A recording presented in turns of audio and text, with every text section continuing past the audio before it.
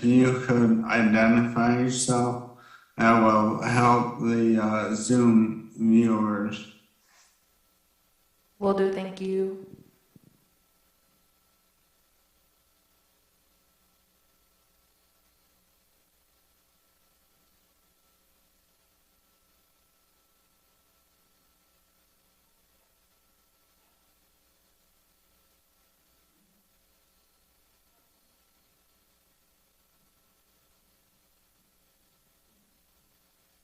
All right, good evening, everyone. My name is Denicia. I am the assistant to the city manager, and I'll be giving this update on the Civil Service Board exploration that's been taking place over the last month or so.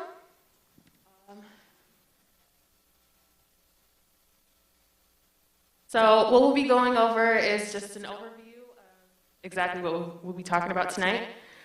We'll look at a little bit of feedback that we got from our current Civil Service Board, and then we'll look at some Pure City findings, and then we'll talk about next steps. So this particular exploration came out of a City Council resolution that happened on October 11th of this year that ordered us to kind of take a look at our current Civil Service Board in regards to a community advisory function for the police department and other departments, and whether any existing board should be authorized to undertake such advisory responsibilities, or whether a new board should be created for this. And so to start that exploration, we kind of took a look at what we've done already, and some of the recent changes that we've made are here. Starting with the 2010 Charter Amendment, where the police and fire were shifted, oversight was shifted to the city manager instead of city council. And then in 2012, we established our HR department, which centralized subject matter expertise for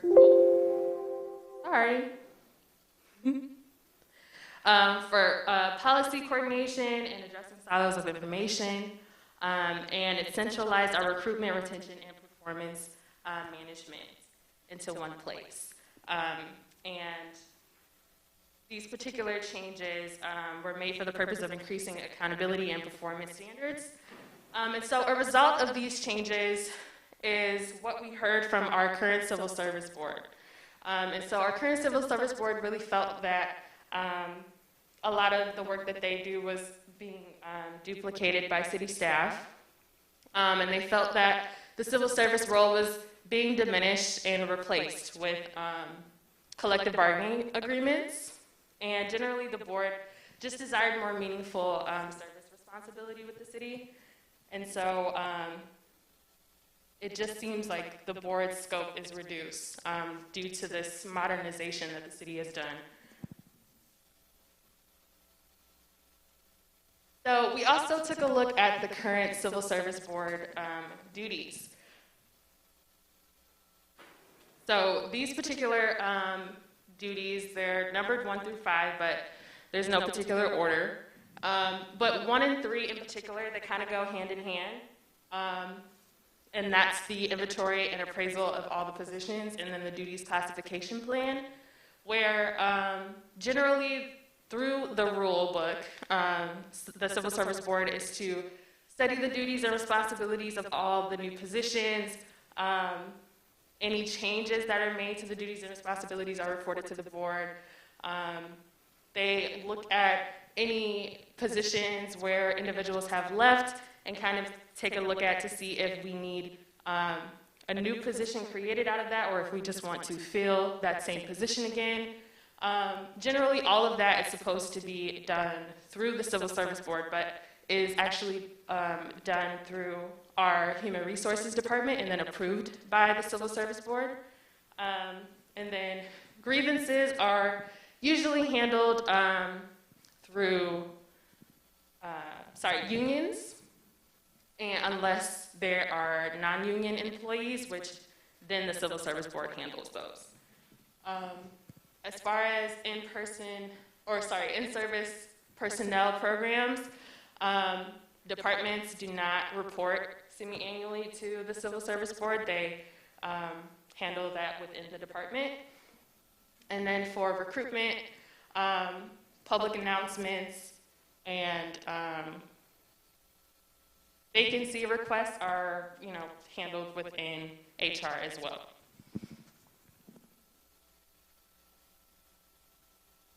So we also took a look at what other cities were doing in regards to this particular issue, and we looked at the city of Kalamazoo to see what they were doing, and they currently still have their Civil Service Board along with their Civil Rights Board and the Citizens Public Safety and Review Board.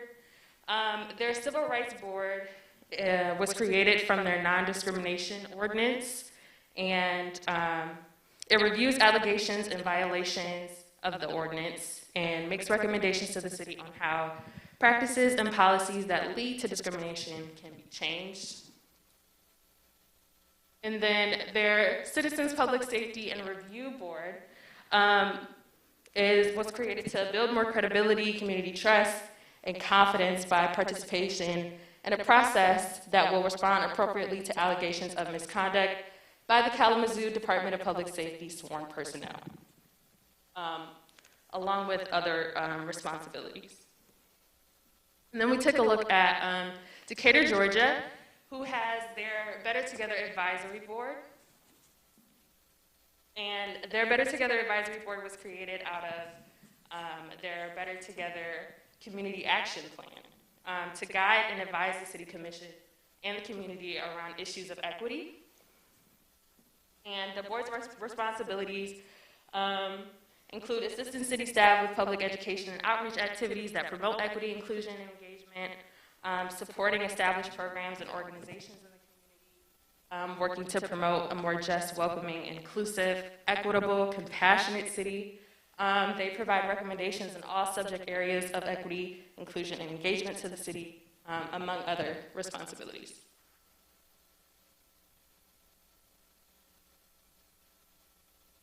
So for next steps, as it relates to this specific exploration, we are looking to visualize the accountability structures before and after the 2010 Charter Amendment. We did speak a little bit about that today, but we want to go a little bit more in depth and show the difference in that. And then we'll have a formal recommendation in January of next year. And the visualization will come with that recommendation in January. So that's all I have for y'all. Do you guys have any questions through Zoom?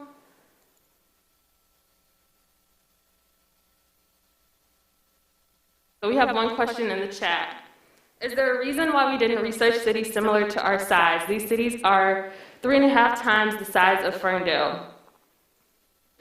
The reason why we searched these particular cities is because they're within our peer network, and they're also progressive cities along with Ferndale. So they're doing a lot of the same things that we're trying to do within equity, and so we kind of look to them as like big brothers, big sisters. This is Joe Gacho, City Manager. I noticed there was a misprint on the Decatur, Georgia slide. Their population is actually comparable. They're 24,000.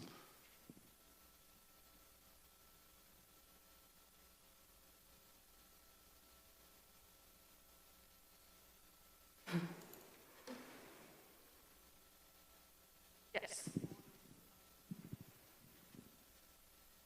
This is Kat James, council member. And first of all, thank you, Denicia, for your work on this. And I appreciate being invited to meet with the Civil Service Board for your discussion as well. I wondered if you could, to your knowledge at any rate, talk a little bit about sort of the distinctions between the three boards that you highlighted in Kalamazoo. Based on the information that you presented, I'm guessing, and just please correct me if I'm wrong and fill in any blanks, that the Civil Service Board largely addresses concerns regarding employees, either regarding employees or from employees, that the Civil Rights Board, I presume, addresses residents' concerns. The ordinance is a little bit general, so I'm not entirely positive about that. And that obviously the Public Safety Board addresses concerns surrounding public safety. I was just wondering if you would add or correct any of those distinctions or contours. I think that that's basically right. I think it says in the Civil Rights Board responsibilities for the city of Kalamazoo that they review claims of discrimination brought by residents of the city and then make recommendations for a resolution following investigation by the city manager. So yeah, that's exactly what I'm seeing. Civil rights is like residents, and then the Citizens Public Safety and Review Appeal Board for Department of Public Safety, and then their Civil Rights Board is for, the Civil Service Board is for employees. And do you know anything about the composition of those boards? How many members, qualifications, staff liaisons, any of that information? So I do know that each board has a staff liaison. The Civil Rights Board has 7 members. The Citizens Public Safety and Review Board has 12 members. And then if we're speaking about Decatur, Georgia, whose population is comparable to ours, they also have 12 members on their board. Each board has a term limit of 3 years. As far as qualifications, I didn't really look too deep into that, but I can get more information on that for the final recommendation for sure. And then I'll pause in case anyone else on Zoom has more questions. If you're on Zoom, feel free to raise your hand and I can unmute you.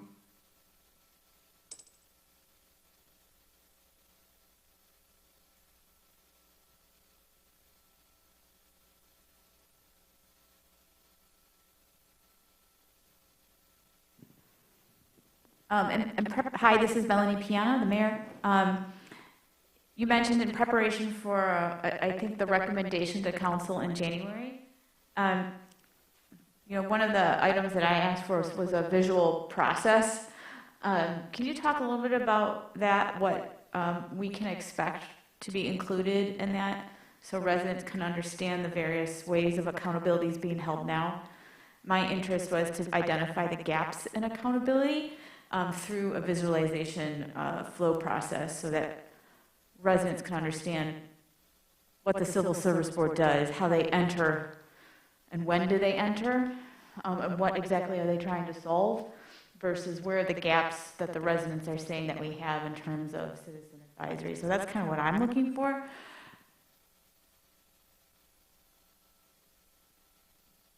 So based on my current research, for the Civil Service Board, there isn't much accountability structure within, as far as the police is concerned. So they're required to know whether or not a police officer or employee was disciplined. But beyond that, there's not much information that they're required to have or sign off on. So I plan to look a little bit further into that to see, if there is any, accountability regarding, especially the police within the Civil Service Board. But from what I've seen, that's kind of where it ends.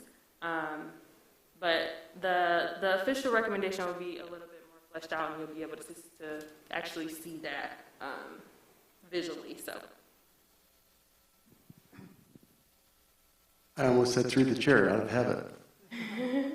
Our HR director, Dan Jason, can probably add some context here. But the collective bargaining agreements largely handle accountability oversight procedures for union and non-union employees are subject to oversight of the city manager. Ultimately, the city manager does play a role in executing accountability for performance for all union and non-union employees. So, Dan, did you have anything to add to that, just for the general education purpose? I would say currently the Civil Service Board is acting more as a board that makes sure that the procedures that are in place are followed, and the collective bargaining agreement has specific procedures that need to be followed when somebody is disciplined or has a grievance or anything like that. And so then what we would do is we would let the Civil Service Board know of the charges that were levied, and they would just make sure the process was followed, and pretty much as long as they were followed, that would end their oversight.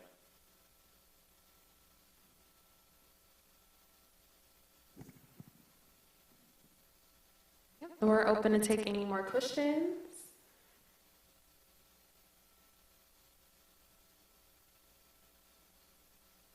And if there are none, okay. This might be a little bit sort of overlapping with what we were just talking about, but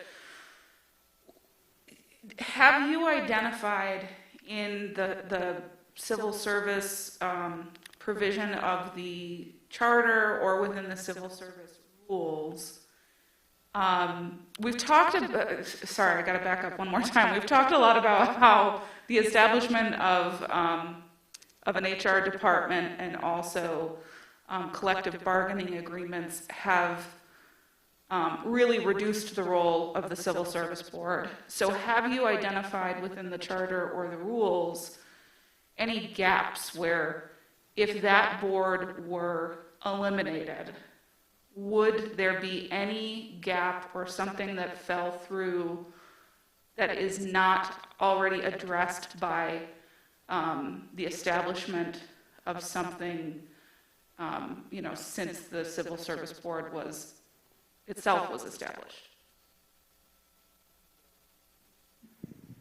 It's my belief, really, that the only thing that would really or could really happen is if procedures stop being followed, there would be anybody there to double check that and say, hey, you didn't follow this rule or this regulation. But I don't see it as that big of an oversight role currently. If we were to do something with the Civil Service Board, I would say it would need to have more of an oversight role. Was there anything you wanted to add to that? Follow-up question for both of you. You both engaged with the Civil Service Board, and Dan, you engage with them on a recurring basis.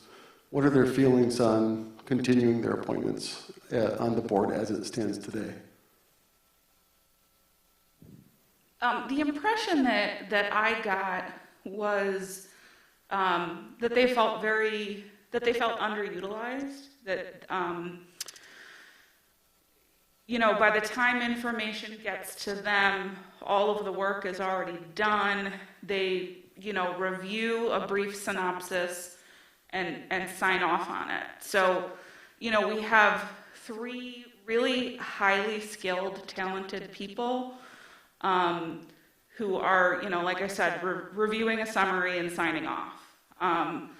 They probably, and sounded like they were willing to, if the appropriate opportunity came along, to provide, additional insight, recommendations, to have more meat to their role, because as it stands, they're willing to do what needs to be done, because, currently this is a requirement under our charter, but I think if it weren't a requirement under the charter, they would be fine with, dispensing with it altogether. Did that answer your question, Joe? I think also I noticed that the current Civil Service Board members were looking for that accountability structure as well. Like they were looking for something a little bit stronger than what we have now. But again, like Kat said, they would also be fine with, dispelling I guess, the Civil Service Board, but possibly adding more accountability structures, or they were just looking for I think something that all of us are looking for, or at least the residents are looking for. So.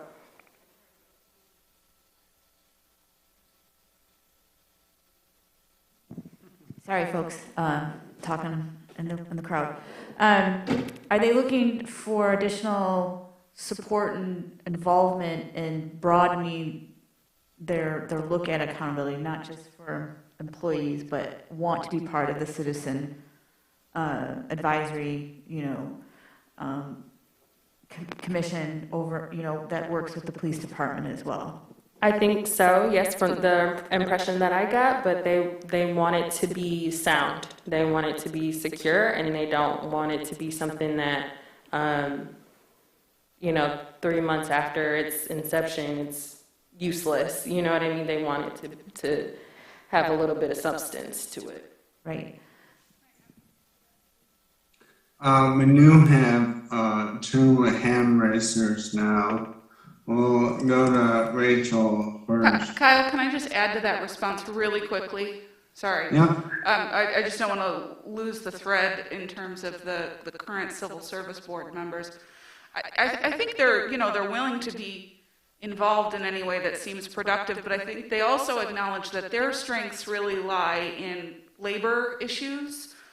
So that if we got to a point where we were truly reimagining this board or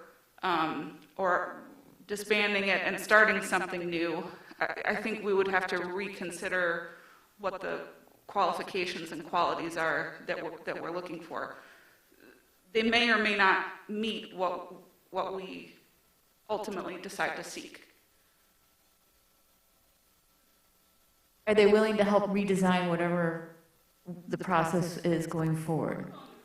They're willing to participate. Okay, that's good.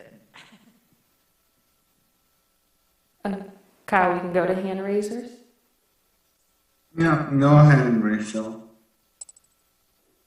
Thank you. I think that was starting to kind of get to the point of my question, which was, locations and what would that look like going forward? Because I think that's my primary concern, is that we're having individuals who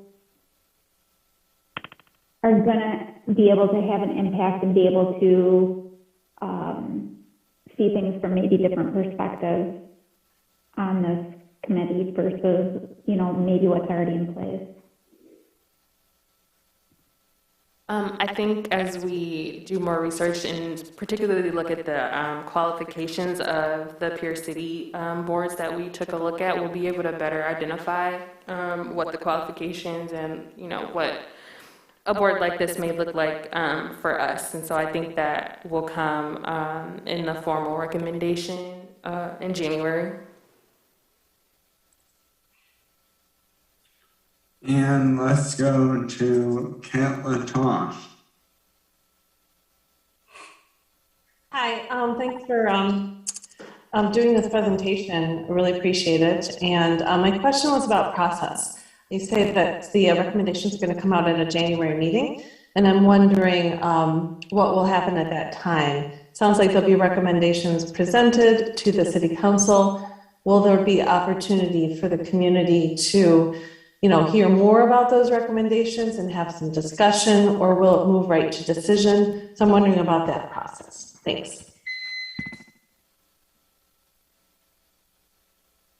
This is Joe Gaccio, City Manager. Is that on? Yeah, okay.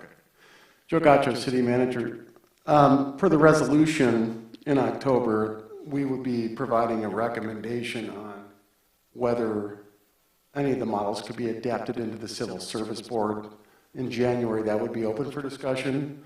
We would need a formal directive, probably with a deadline of March, because there is a state process as to how you would go about moving the charter amendment forward, if that makes sense. So that would be the timeline. You would have an initial recommendation in January, some time for feedback that's limited, but we would have to determine whether this was a year we were going to move forward with a charter amendment to update the Civil Service Board charter language by the spring.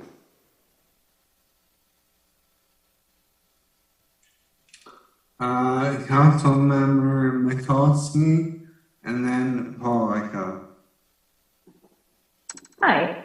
You know, I came in a little bit late, so I apologize if this has already been covered. But in your research of other civil service boards, did you find any evidence of them receiving training in basics of police function and how police do their job, so that they know going into discussions, you know, what the protocol is and how the decision-making process is made, so that we can make sure that the conversation that they have is informed by that? So from our research, it didn't go that far into depth, but that's definitely something to keep in mind for the January update and recommendation, as well as, you know, putting into action if we do decide to add some sort of community advisory function to the board. So I'll keep that in mind. Thank you.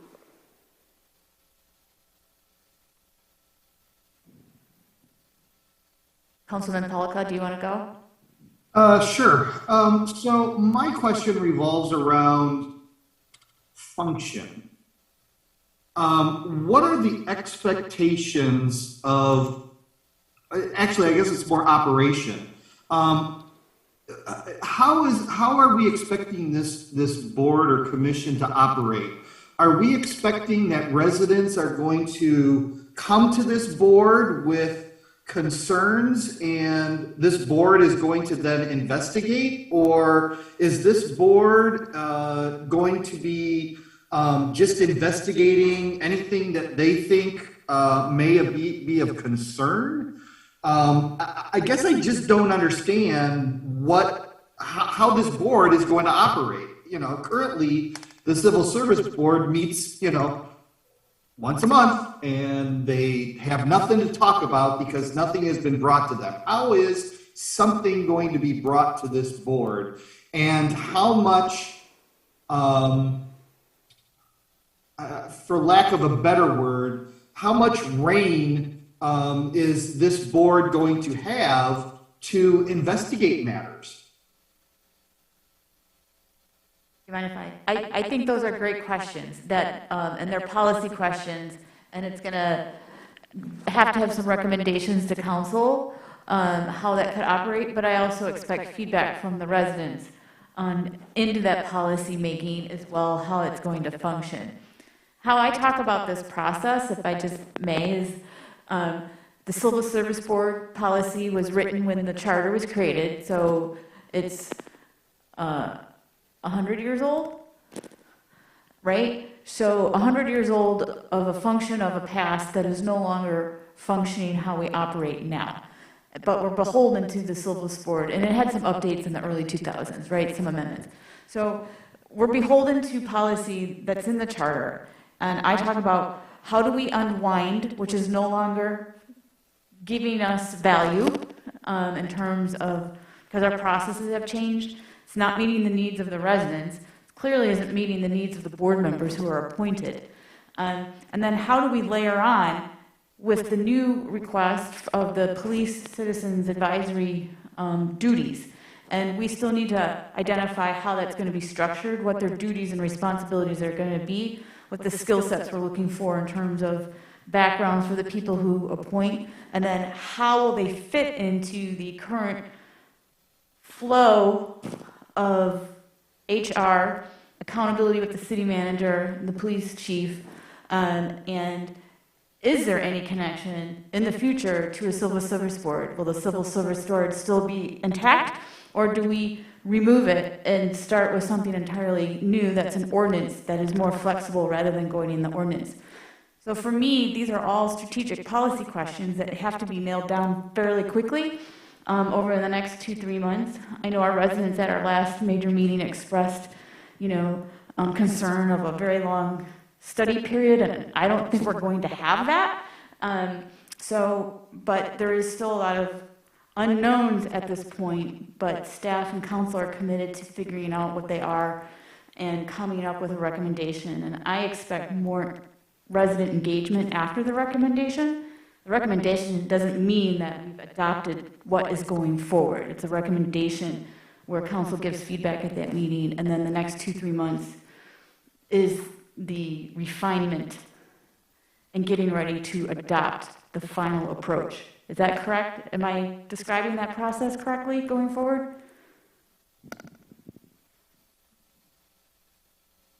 Yeah, I think, sounds odd to me. I think, January, we'll have to summarize what the collective bargaining context is, what the executive accountability is, which is my accountability, and where an oversight board could fit within those two contexts. And from there, you'll have a basic framework that we could then go get feedback on from the community. Because from the community's perspective, there's some great questions that have been asked, and this is ultimately a community commission, right, with the community problem that's has to be solved. So what does the community want in terms of oversight? Is it investigation over citizen-led complaints? What is the scope and nature of the investigation, and in what department? So, Councilman Polka, you raise a good question, but I think the questions need to be surveyed at the community about that. Well, and thank you. If I could just quickly say that I think going forward, we need to continually ask the question, what is the problem that we're trying to solve by creating this commission, and how will that problem be solved with the commission? And I'm not saying that question doesn't need to imply that there isn't a problem. I just want to make sure that when we finally create this commission, whatever it may be, however it is designed, that we answer those two, which I think those are probably the two most important questions. So I just want to be clear. I'm hoping to have some of that answered in January. I would agree with both those questions.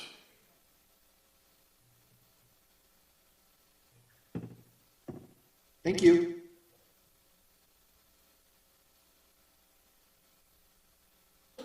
Mm-hmm. Do we have any more hand raisers or any more questions or comments? Yes, we do. Prasad, go ahead. Yeah, just checking that you can hear me.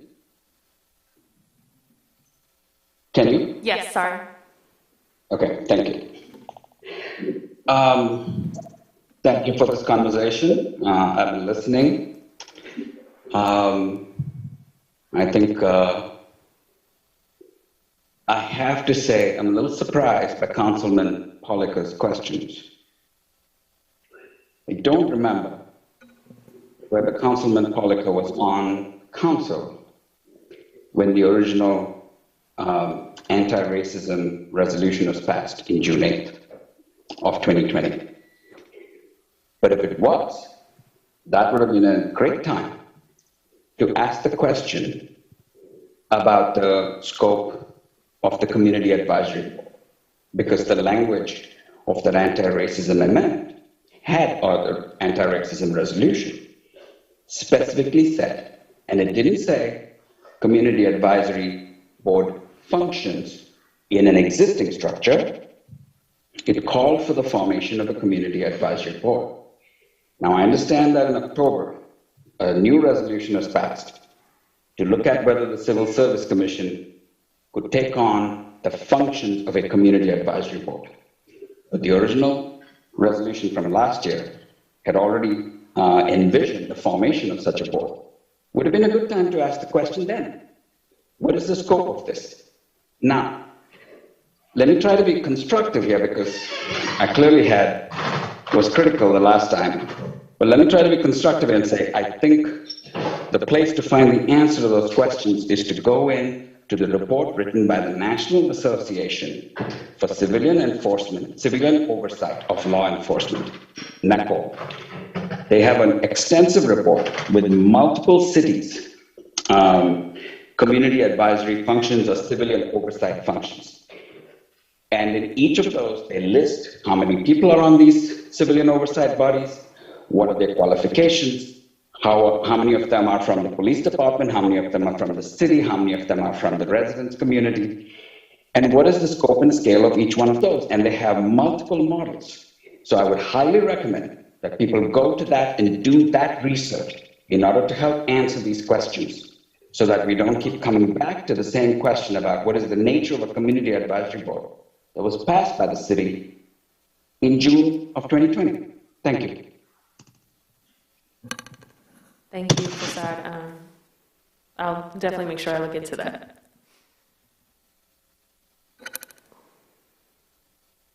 Are we all out of hand raisers and questions? Looks like it. Okay, well, thank you all for attending. Definitely got some great feedback here, and I will see you guys back on this same subject in January. Thank you all for attending. Recording stopped.